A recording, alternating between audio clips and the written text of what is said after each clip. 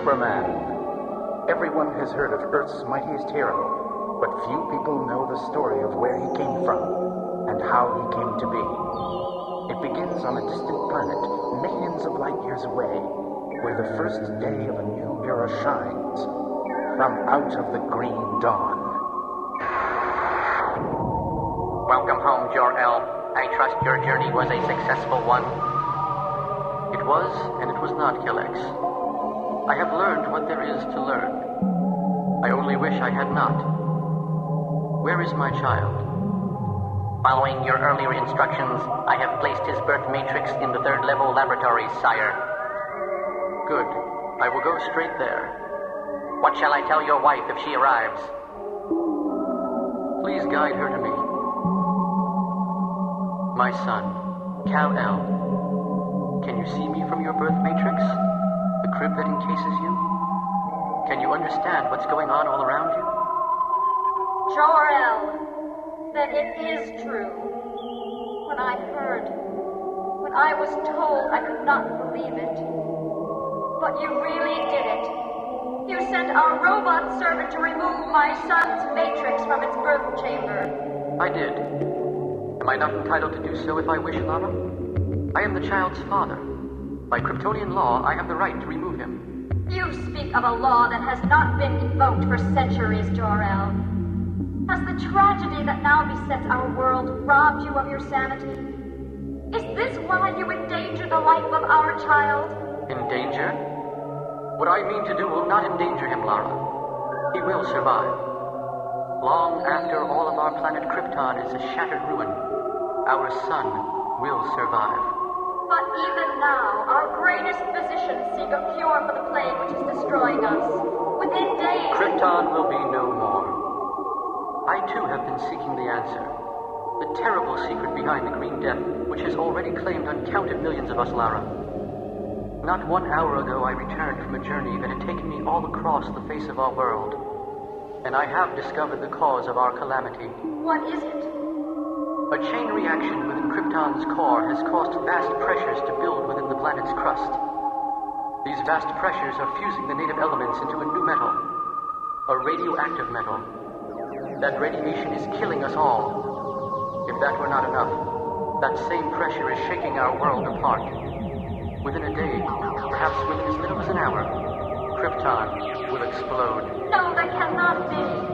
We have been absolute masters of this world for thousands of years. It does not even rain unless we permit it. Now you say the world will destroy us. Perhaps it is fitting, Lara. As you say, we control the planet. We have filled every nook and cranny, conquered and harnessed every force of nature. And in the end, what have we achieved? A cold and heartless society, stripped of all human feeling, all passion and life. You speak lies. I speak of a fullness of life we have denied ourselves, but which I shall give back to our son. What do you mean? If Krypton is doomed, our child is doomed also. No, Lara. Sealed within his birth matrix, he is shielded from the poisonous radiation. True, the orb could not survive the explosion of our planet, but it is resilient enough to survive a journey through hyperspace. What? Come, see for yourself what has occupied my every waking hour since I first suspected the fate of our world months ago. Across the reaches of space I have searched, and found at last a distant world. A world not unlike Krypton of centuries past. A world the natives call Earth. It looks so wild, so uncontrolled. What manner of beings could dwell on such a world? See for yourself. In a nation called America, in a subsection called Kansas. The people, they look so primitive, savage. What kind of a jungle are you sending our child into? Not a jungle, Lara, so much as a paradise. For the planet Earth orbits a yellow star. Exposed to the radiation of that star, his Kryptonian cells will become living solar batteries, making him grow ever more powerful. In time, he will become the most powerful being on the planet. Then he will rule them? He will shape them into proper Kryptonian ways? Perhaps. The hyperlight drive is attached and ready, Lord Jor-El. But Jor-El! Is there no time for reconsidering? Is there no other way for our child to... No, Lara. There is no more time for anything at all. The eruptions have begun. Oh, no. Perhaps it is not the end. Do not clutch at straws, Lara. Krypton is doomed. Only our child can hope to save the legacy of all that was once great on our world. I must launch the capsule. Now. Is this the way it must end, Jor-El? Without ever knowing the touch of my child's hand? We are together, at least, at the last. Even though we die, I am content so long as we die together. It is our end. But for our son, it is only the beginning.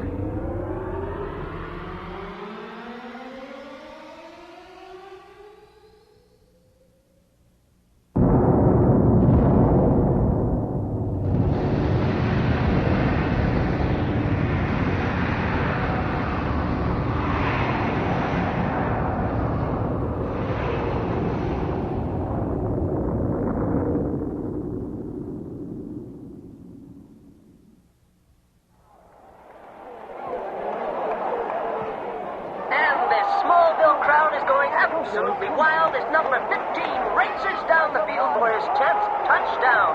Smallville High has just never seen a football player like this amazing all-around champion, Clark Kent. Go, Clark, go! Go, Clark, go!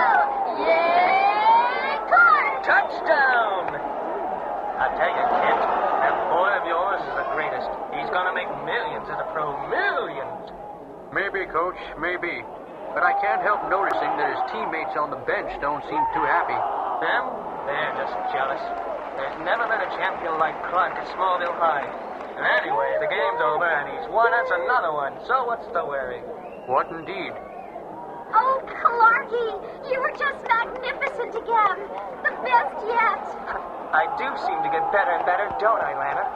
Pretty soon, I should be even better than... Son? Oh, hi, Pa. Glad you could make it. Did you see that last touchdown? I was... Son, we have to talk. Sure, Pa. I promised Lana we'd go out for soda after the game, but I'll be home as soon as... Now, Clark, let's go. Are you mad at me for something, Pa? Not mad exactly, Clark. A little disappointed, maybe. Disappointed? But I just won the last game of the season, and almost completely by myself. I know that, son. And that's what we need to talk about. That's why it's finally time to show you something. Something I should have shown you a long time ago. I'm going, Pa. Back in time, son. It's been 18 years since your ma and me first came to this field. I've let it lay fallow ever since. This is the field you told me never to play in when I was a kid. That's right. And I posted no trespassing signs all around and put up the nastiest barbed wire fence I could find. All to hide this. A metal covering? Lift it away, son. You should be more than strong enough by now. If you say so. But the metal door covered a trench. But what's inside it? What is it? It's where you came from, son. It's where your ma and me found you. Found me? You mean I'm adopted? Something like that. Yes, adopted is as good a word as any. I should have told you earlier. I should have told you years ago. It all began late one night. A big winter storm was brewing. Your ma and me was fixing to close up the house again. Then, what in tarnation? Jonathan! We drove out to this field where we heard the explosion, and we'd found... Jonathan, what in the world is it? Some kind of little rocket, a Sputnik, like the Russians. Martha, stay clear. But look, Jonathan, there's something inside it. Something alive. Well, they's been sending dogs and monkeys up into orbit. This must be... It's funny. Got cool to the touch. I read they get awful hot when... Say, it's opening. Oh, Jonathan, it's a baby. Those monsters. They put a poor little baby in a rocket ship. And then they shot him off to the moon or somewhere? What kind of people are they? Now, you be careful, Martha. We don't know this baby came from Earth. He could be some kind of Martian. Oh, now you hush, Jonathan Kent. You've been reading too many of those science fiction magazines. He's as human as you or me. And I'm going to make sure that whoever the monsters were who shot him up into that tin can, well, they're never going to get their hands on him again. Martha! But it was already too late. She's a stubborn woman, your ma. And she decided right at the moment she first saw you that she was going to keep you. By the end of the drive home, I agreed. You seemed in every way to be the baby we'd so often prayed for. Beautiful, bright, perfect. And when it came time to start school, you fit right in with the others, especially little Lana Lang. Seemed you two were kindred spirits right from the word go. I like you, Clark Kent. You can be my boyfriend. Although I guess you didn't think so at the time. Everything went along just fine. Until that day when you were 8. You decided to take a shortcut through Old Man McCullough's pasture. I was driving by. I saw you. I also saw McCullough's prize bull, but there was no way to get to you before... I felt like I'd seen my own life end at that moment, Clark. I ran to where you'd fallen, fully expecting to find you crushed. But instead... Huh? Clark? You're all right? That was the first sign. I didn't tell your ma about it. Didn't know how to tell her. But your secret wasn't one that could be kept from her for long. You couldn't be hurt. You got stronger and stronger. One day you even started to see through walls. There's your purse, Ma, on the kitchen table. How could you see it in the next room? Then came that day late last summer when you were romping your way home with old Rusty. Come on, boy. Catch me. Catch me if you can. Rusty! Holy cow! I can fly! I can fly! I'll never forget how you came swooping home, happier, I guess, than anyone in the world had ever been. But why are you telling me this now, Pa? I mean, most of it I know. Except about this rocket ship, if that's what it is. How can we know? Maybe we just weren't meant to know, son. Maybe it doesn't matter. Whatever this thing really is, wherever you came from, you're our son now. You're an American citizen, and that means you've got responsibilities. Now come on, son. Let's get you back home and out of the ring.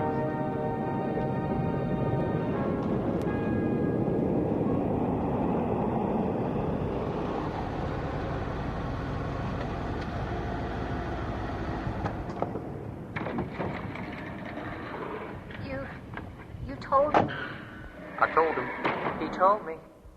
Clark, don't hate us for keeping this secret from you all these years. I don't hate you, Ma. I could never think badly of you or Pa. We had a long talk on the way home. He's right to say he's disappointed in me. After all the times you and he talked to me over the years, as each new power came along, you told me that I should never use my special abilities to make myself better than other people, to make other people feel useless. But that's just what I've been doing. It's time to stop. It's time for me to face my responsibilities. I have to leave Smallville. Leave? Why? I have to seek out the people that need somebody who can do the things I can do. But I have to do it in secret. The world mustn't ever know it's me. It must always seem like good luck or nature. So, tomorrow I'm heading out into the world. But before I go, there's someone I have to see. Good morning, honey. What are you doing up so bright and early on a Saturday? You were sound asleep when I woke up, so I thought I'd let you sleep late. Well, I came down to finish updating Clark's scrapbook. Your scrapbook, you mean? I still have my doubts that Clark would even approve of this. Oh, tish-tosh, Jonathan. A mother's got a right to be proud of her son, hasn't she? Maybe. But what do you suppose would happen if some burglar broke in here and found this scrapbook? What would he make of it, Martha? You've got to stop reading all the big city news in these papers, Jonathan. Things like that just don't happen in Smallville. And if one did, why, all he'd find is the scrapbook of a strange old lady who likes to collect stories of disasters that didn't quite happen. I see what you mean. Ridge holds till last minute. Flood diverted. Earthquake does no damage. Besides, no one's uncovered my little secret in the 7 years since Clark left. So why should we worry? You just read your paper and I'll fix you a nice big breakfast. Aha! Bribery. Trying to buy me off with steak and eggs. Well, they do say every man has his price. Uh-oh, Martha. I think we have another piece for your scrapbook. But no one we ever wanted to see. Mysterious Superman saves spaceplane. Oh, no! That noise came from Clark's old room. Be careful, Jonathan. Hand me that fireplace poker. Shh. Someone is there. Son? They wanted a piece of me, Pa. They all wanted a piece of me. You know, I've been making Metropolis my home base for about 3 years now, Pa. It's a great town. Big, exciting. It really feels like home. Yesterday morning, Metropolis was all set to cap off the celebrations for her 250th anniversary. Special arrangements had been made to have the experimental spaceplane Constitution land at Metropolis International Airport. I went out there myself to see that. Everything seemed to be going perfectly, until a small civilian craft somehow slipped through the security cordon. It all happened so fast, I wasn't sure what we were all seeing. Until the little plane flew too close, and for one long, terrible moment, they just seemed to hang there in mid-air, fused together, not seeming even to move. It was as if a movie projector had suddenly stopped on one frame of film, freezing a fraction of a second into an eternity. The two ships were plunging, screaming out of the sky, still locked together. Almost as a single being, the crowd surged, shouting, yelling, panic raging through them. And right in the middle of that torrent of humanity, I knew, suddenly knew, that fate had taken hold of my life. That I was no longer captain of my own destiny. I took off. There was no point in being secretive about it. I was going to have to catch that ship and guide it safely to the ground. There was no hope at all of pulling that off unseen, unphotographed. I could only move fast enough so that my features would be a blur. Well, you came on board to get a story, Miss Lane. Looks like you're gonna get a biggie. If I survive to turn it in, Skipper, isn't there anything you can do? We can make a very large hole in downtown Metropolis. Unless you know some prayers that come with instant answers, Lois. This craft is a brick now, and it's gonna hit like a... Wait a minute! We're leveling! We're slowing down! Callahan, did you? Not me, boss. We're still dead stick and power down. I don't know what's... I do. I've got it on our central camera. But I don't believe it for a minute. It can't be a flying man! Don't argue with it. He saved us. Get the landing gear down. Perfect landing. Hold it right there, Buster. It was Lois Lane. I'd seen her on talk shows, been reading her columns in the Daily Planet. Now she was right in front of me, and I knew I couldn't escape her questions. And somehow I didn't want to. She's, I don't know, not as beautiful as a movie star or anything, but she has a quality, something I've never seen in any other woman. Almost a fire in those big dark eyes. For just a moment it seemed as if something passed between us. A spark. Whatever it was, neither of us had the opportunity to react to it, because that was when the mob arrived. They were all over me, like wild animals, clawing, pulling, screaming at me. And it was all demands. Everybody had something they wanted me to do, to say, to sell. It was as if my first public appearance had unleashed the worst, the greediest part of everyone. So I flew away, far, far away. I sat on a mountaintop in Tibet. They'd taken everything you'd ever taught me and ripped it apart. You know, you still have to use your powers to help people who really need you. But now they'll be looking for me, expecting me. I just don't know how to deal with it. I think I do. Well, Ma, how's it coming? Nearly done, Clark. What about you boys? Have you settled on a design? Yes, it took a while, but Pa and I finally came up with this. We made a red S for the front and a yellow S for the back. That's just perfect. I'll stitch it right now. But what about the, other matter? Pa solved that one, too. Obviously, I can't be on call 24 hours a day. Even I need time to relax and unwind, to be human for a while. That's why it's lucky I didn't get the chance to tell anyone my name after I saved the space plane. Now, with a few minor alterations, I can have a private place where no one will ever think to look for me. And now, meet the new Clark Kent. See, Ma? With his hair all slickered back and an old pair of my spectacles, his whole face seems to change. All he needs to do is stoop a tad and he looks like a whole different man. So long as he's careful not to let on that he has two separate identities, he'll be able to move freely, like ordinary folks. That's good. Fit is nice and snug. I started noticing when you were only 12 years old that cloth right up close against you never seemed to tear or get dirty. Besides, it shows off your muscles. Ma. Gotta admit you were right about the boots, Ma. They add a nice swashbuckler look. But it's the cape that's my favorite, Jonathan. Even though it may tear not being skin tight. Maybe we should... Don't worry, Ma. The whole thing works just fine. It's got exactly the symbolic look I wanted. So from now on, whenever there are people who need my very special kind of help, it won't be a job for plain ordinary Clark Kent. It'll be a job for Superman!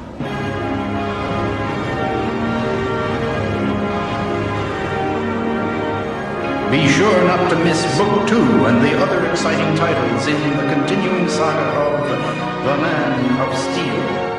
Will Lois Lane discover Superman's double identity? Will she hold on to her position as top reporter for the Daily Planet? The answer to these questions and more in Book 2, The Story of the Century.